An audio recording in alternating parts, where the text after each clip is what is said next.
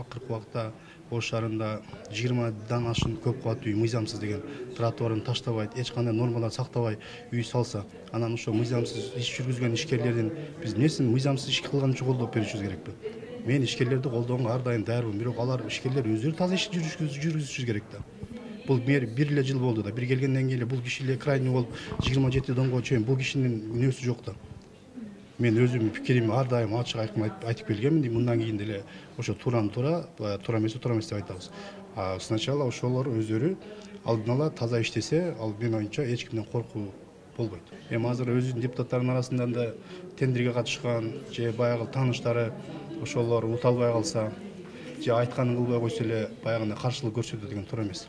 Ошол депутаттар көтөргөн маселесинин артында ошондой кысым болуп атат деп айтып атышат. Мен айтып атам, мен деле көтөрүп атам. Мага эч бир жетекчи келип коркутатканга же кысым жасай албайт да. Эмнеге жасайт? Мен эч бир мыйзамсыз иш кылбасам, алардын өздөрүнүн мыйзамсыз иши болсо, анан кийин мэрияны келип алып мыйзамсыз кылып атасың деп айтса, анан сен деле мыйзамсыз иштериң бар деп чыгарып койсо, ошондо крайний болуп калабы?